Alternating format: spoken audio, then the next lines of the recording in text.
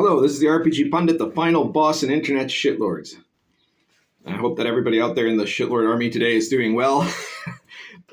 Before I get on to the main topic of the video, I have a quick programming note. Well, not a programming note, actually. It's just a completely extraneous note to make, but I'm figuring I might be able to get someone who can help me out here.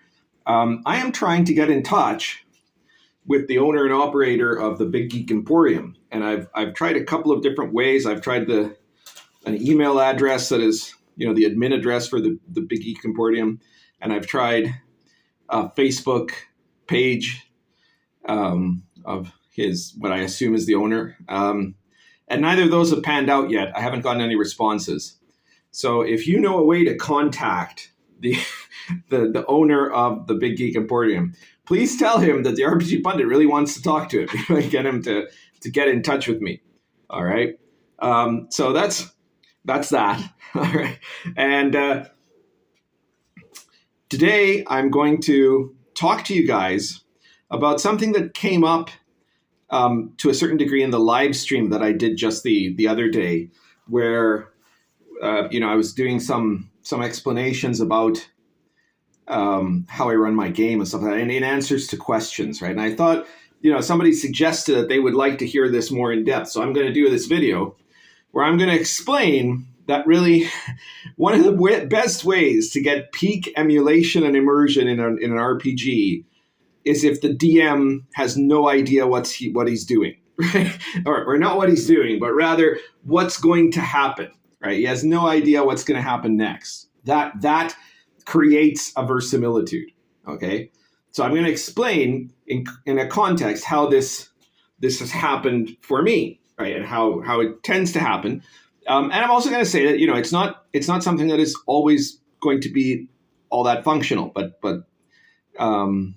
if you prepare it right, then it works really well, right? Like my whole perspective, first of all, on DMing, which also feeds into the approach I take with my products, is that all the preparation that a DM does for a campaign should be front-loaded before the campaign starts, right? So that means he has to know the world, he has to know how the world works, he has to know what happens in the world, he has to know how things function in the world, and how, what type of creatures will be found where in the world, what sort of factions are in the world, what their goals and resources and complications are, what sort of crises might be facing the world. All of that stuff set up like you've placed all the pieces on the board and they're ready to start moving as soon as you wind the clock, right? And then in the actual campaign, if you do that in the actual campaign, the DM should have very, very little prep to do.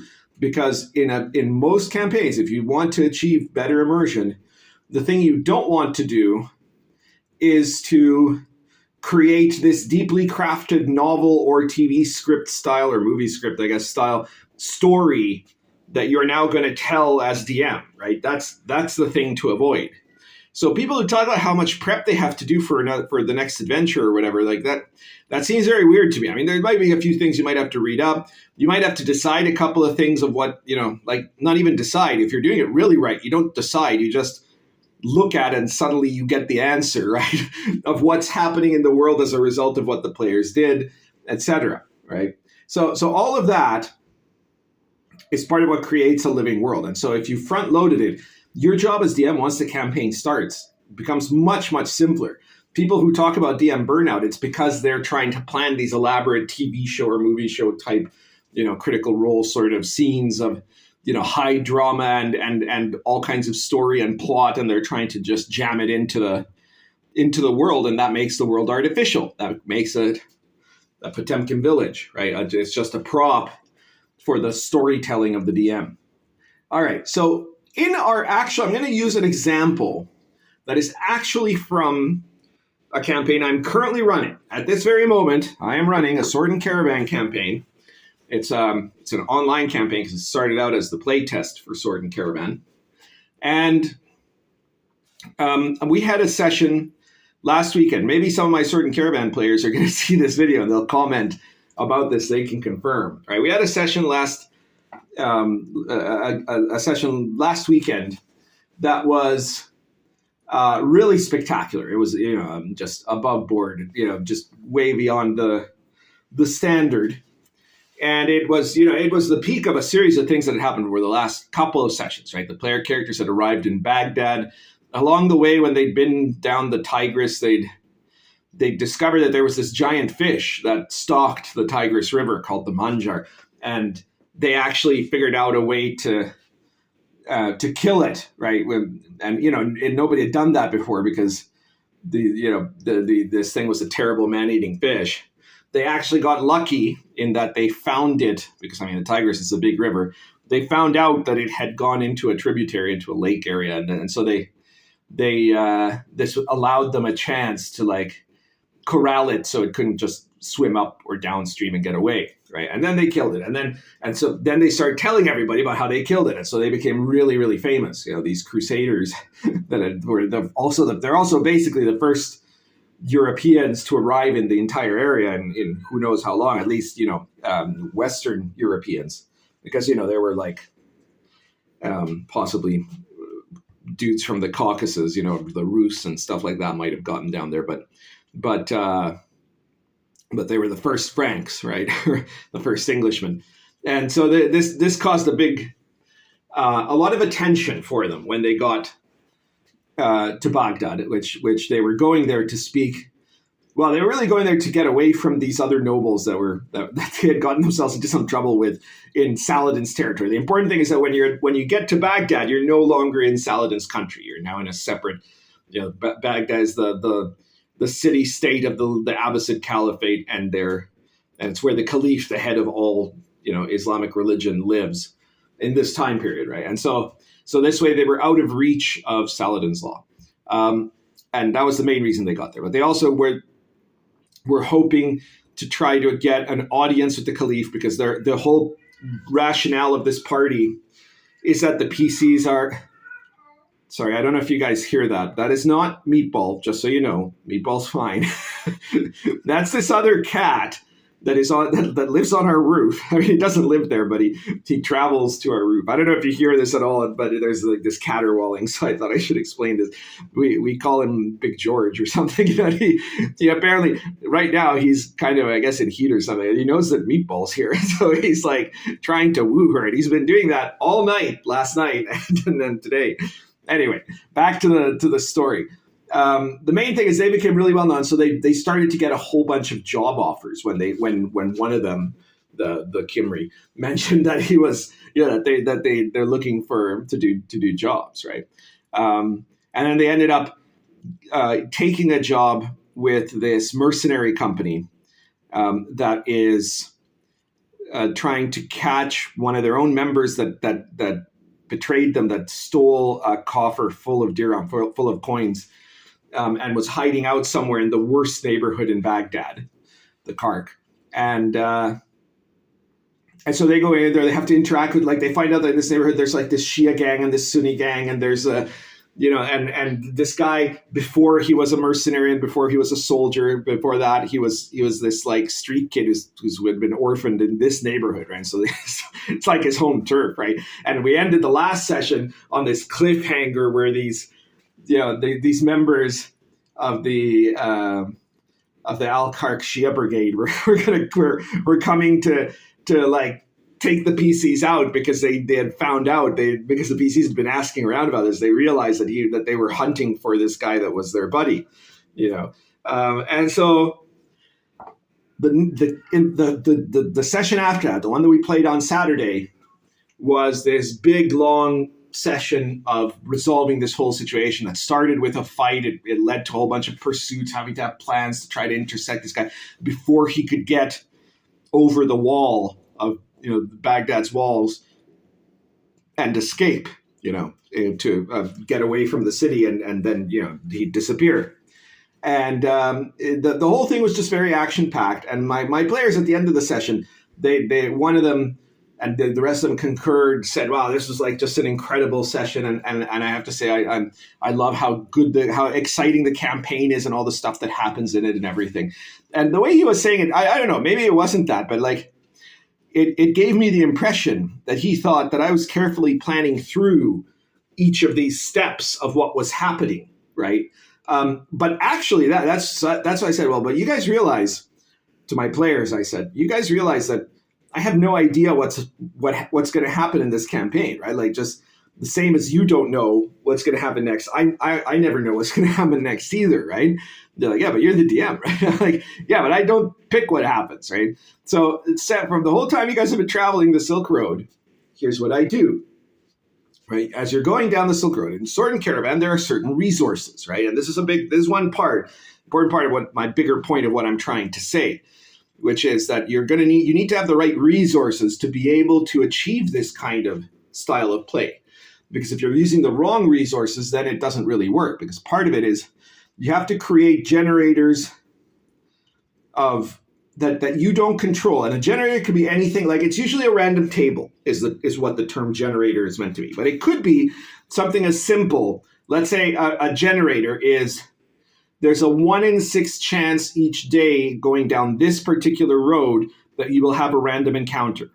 Okay, that's a generator.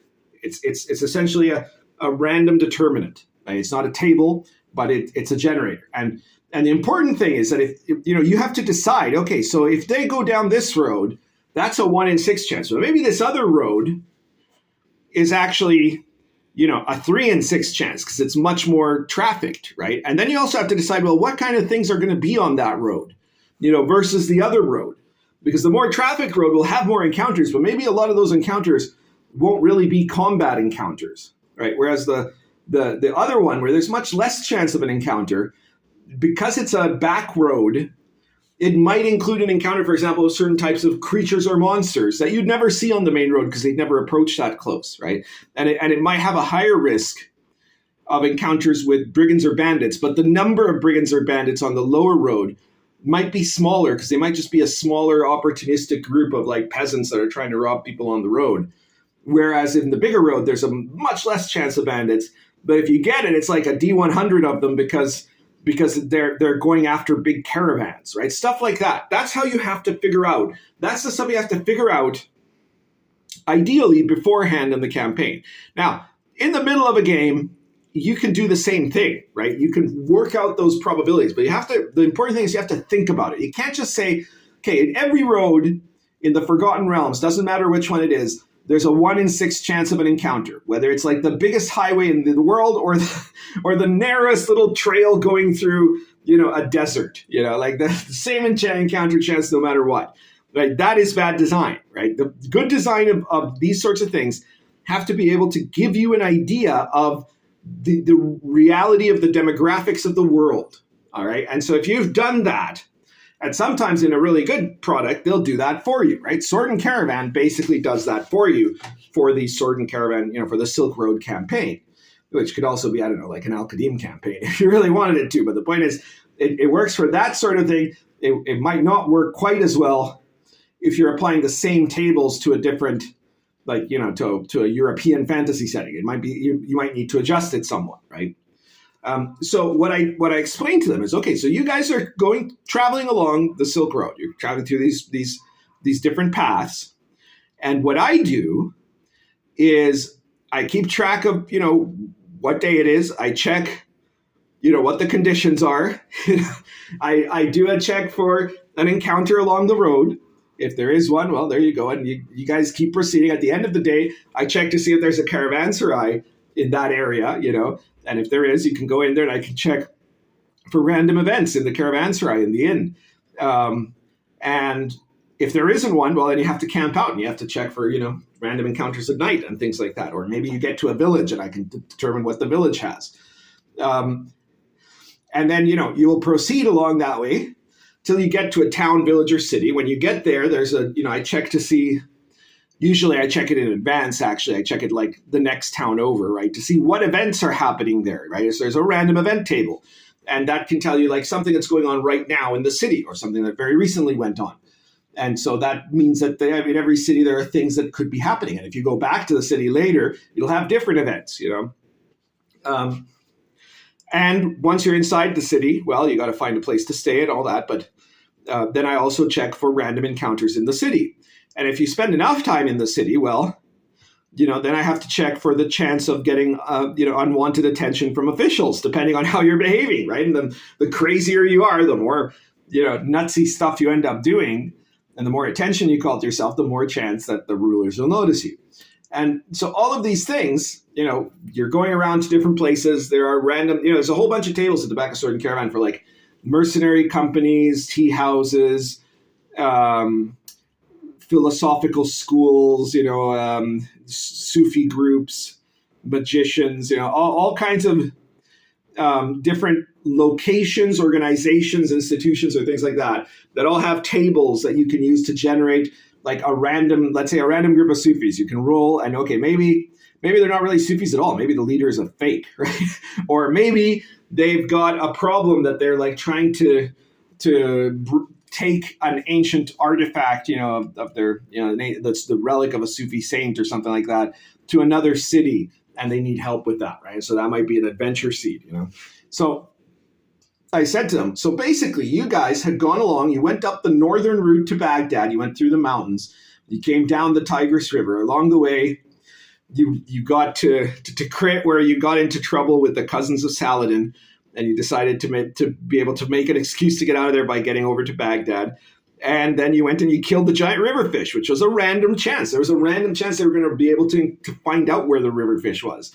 It wasn't a guarantee. It wasn't something where, okay, so they've heard of the river fish, so now obviously they're going to find it. In fact, my player characters know my game well enough that by then they were expecting not to find it, right? It was just basically they were engaging in like fantasizing about what they would do if they found it, right? So it was sheer luck that they got it, right? It's not because I said, okay, that is an exciting plot device, so I'm going to make it so that by pure chance they happen to see the river fish, right? That's not what I did. I was rolling, and the result came out that the river fish encounter happened, right? So then they went down to Baghdad. Then they got a bunch of different opportunities for jobs. And again, I didn't pick those. I didn't say, well, this is what it's going to be, and this guy's going to take him over there, so it's going to be a railroaded adventure where basically you have to take this job or something like that. I didn't think up what the jobs were at the time. Of course, technically, I did think up what the seeds of those jobs were because I wrote the tables in Sword and Caravan. But let's say I didn't for a moment and that somebody else had written it. This is the way that I would be doing it. I was rolling on the tables for different groups, different power groups in Baghdad, right? These mercenary company, there was like the Sharia court, the army, and a group of Sufis. And so they were each going to give their pitch to the PCs of, you're looking for work, we have these issues, right? And so they did that. The PCs picked this one of them and they went there. And so every single thing that I was doing, none of it was pre-scripted. All of it is based on reacting to the choices the player characters make, because they're the ones that are playing the character in the living world, and reacting, and the reaction is how the world reacts to those characters.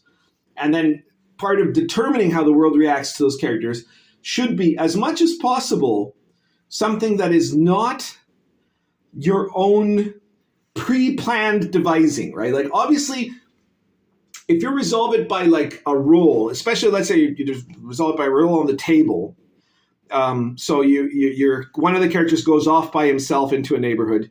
You roll for a random encounter, and I don't know, you get the city watch, right? Now, at that moment, you have to decide how to interpret that, right? But you should just interpret it at that point. If you're doing this often enough, you should have an intuitive sense of maybe what the situation will be. Now, you're also keeping in mind, you checked for the events of the city, what was going on around there. You're also keeping track of the timeline. Maybe there's something happening in that timeline itself. Encountering people from the city watch during Ramadan might be different from encountering them on outside of a religious feast period.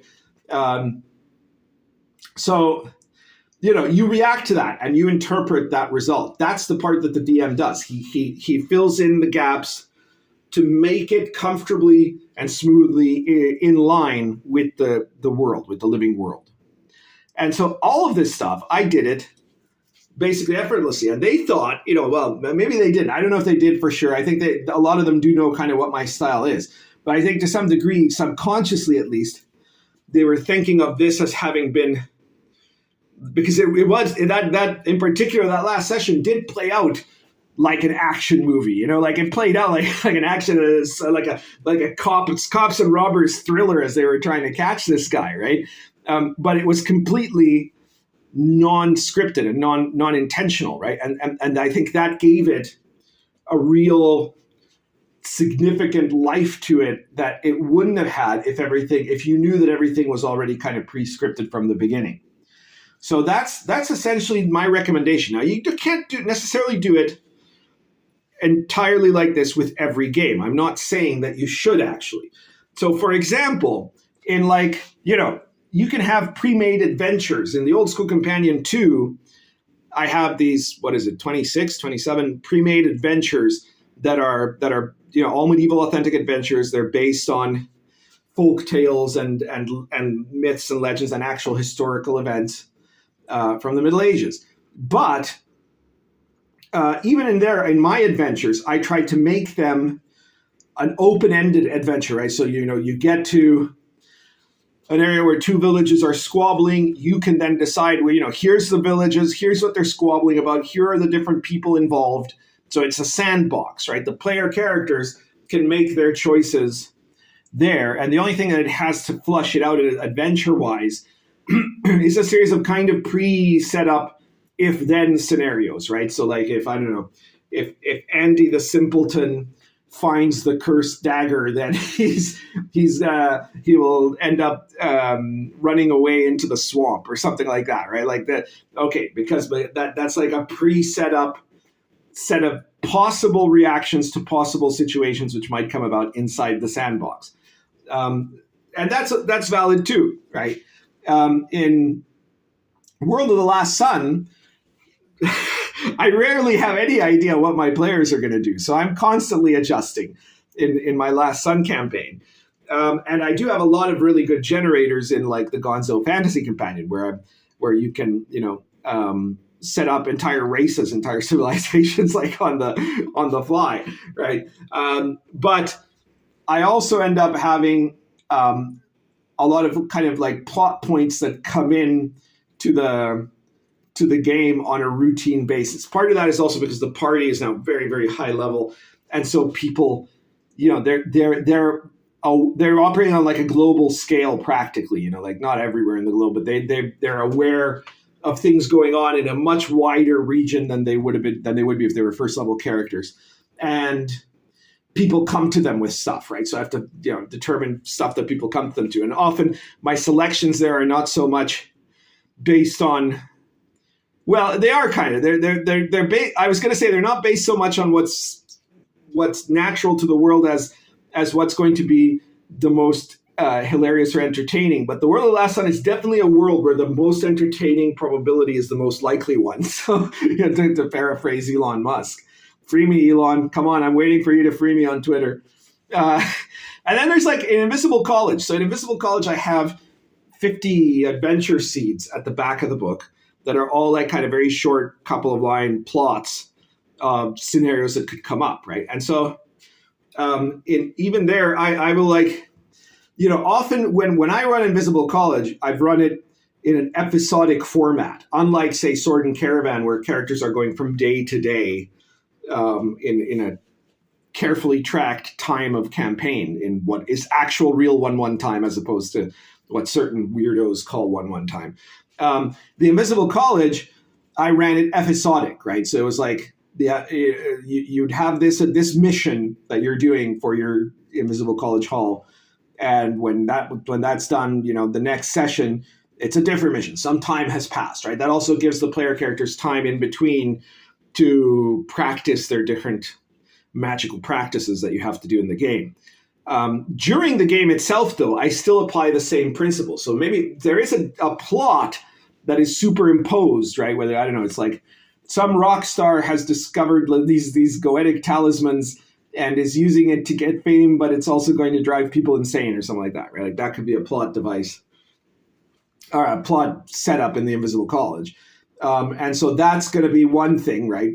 But then in the actual play itself, I'm still making use of generator mechanics to determine the results of actions taken by the PCs or random events that are relevant to the situation, So you can vary how much you do it. I'm not an absolutist saying no, you must always do it this way. But in my experience, when you do it full bore that way, like I do in Sword and Caravan, it takes a bit of practice, but it turns out to be, it creates a world that feels alive as opposed to a world that feels like you're looking at a TV show, and a world that feels alive is better. Trust me on that. So I guess that's everything I wanted to tell you guys about today. I hope you like this video. And please share it anywhere you can, especially Twitter, because as you know, I have been unfairly banned from Twitter because of a misunderstanding. If you want the details of that, you go to my latest live stream, the post-Twitter live stream, and you can find out about that there. But so if you have a Twitter account, please share this video, especially on Twitter, but share it everywhere and all of your social media. Send it to your mom, whatever. Send it to anyone that you think will find it interesting, or anyone that'll get pissed off about it. Either way is fine with me. And if you wanna support me, by the way, before that, one more thing. At the moment, our group had one person that had to leave the Sword and Caravan campaign. And normally I would do this a little more low-key, but I figured since I was talking a lot about Sword and Caravan, I'm going to say it now. And it's obviously only going to be people who get to the end of the video that are going to have an option to do this. We're looking for a new player for our campaign. And so if you would be interested in playing a Sword and Caravan campaign that is every second Saturday night, it's from, I think it's 8 p.m. Central. Yeah, 8 p.m. Central to, I guess, 12 till midnight Central. So it's a 4-hour sessions that we're running. It's played online, obviously. So if you're interested in playing in my Sword and Caravan campaign, please get in touch with me. You can get in touch with me by private message on Mewe or on Facebook, on my Facebook page, RPG Pundit. It's just facebook.com/RPG Pundit. Or on the RPG site, obviously, you can send me a private message there, www.therpgsite.com. And so let me know if you want to volunteer to be in the Sword and Caravan campaign. It's a very serious campaign. It's also it's a campaign that is based for the most part on the characters traveling from place to place along the Silk Road. Like their mission is that they've got to go accompanying this monk who is going to be trying to make contact with lost Christian communities along the Silk Road. And so the idea is they're going to be traveling all along it, right? So that's the kind of game it is, and it's very realistic, medieval, authentic, and everything. But it's a lot of fun. So let me know if you're interested. And if you want to support me, you should check out my products first and foremost, Sword and Caravan. By the way, I don't know if you saw the post that I just did, the community post, but the next supplement for Sword and Caravan is coming out soon. It's called Wilderlands, and it's got random tables and encounters for when your characters decide to go off the Silk Road and try to explore around it in different terrain areas of the Silk Road region. Plus, it has stats for Eastern Oriental dragons, and it has rules for generating social class, family, and inheritances for native characters, for non-Europeans, the people who are native to the Silk Road. And I think that it's about a 20-page supplement, I think. It's going to be available in print and on PDF in DTRPG and Amazon. So stay tuned for that one. Check out, the Old School Companion too, if you want some medieval authentic style adventures that you can use. Well, there's Meatball. Is George bothering you, Meatball? How's it going? Meatball does not want a boyfriend. She's too old for that. And anyway, some medieval authentic type adventures that you can use in Lion and Dragon or in any OSR game or in any D&D game, or World of the Last Sun or the Gonzo Fantasy Companion, which is weird and crazy Gonzo fantasy. All of those, you can check them out, and all my other products. The RPG Pundit Presents 108 has just come out, which is even weirder Gonzo organizations. a set of 9 weird Gonzo groups that you can make use of as, factions in your own OSR game. And support me with that. If you've already bought all the books of mine that you want, well, I've got a Patreon and people put money there. I don't do anything with it at the moment, but you might feel like you want to back me up and keep encouraging me to make good content, and that's a good way to do it too. And mainly, if you haven't already, subscribe. Hit that notification bell. More important now than ever, since I can't tell people on Twitter, when I'm doing a live stream or something like that. You don't want to miss it. There are people that missed the last live stream because they weren't notified, and you really need to be insistent about it, I guess, with YouTube, because sometimes even if you hit the notification bell, it doesn't warn you. So be sure to do that and share the video. Thank you very much. Currently smoking Stanwell Pipe of the Year 2019 plus Argento Roots.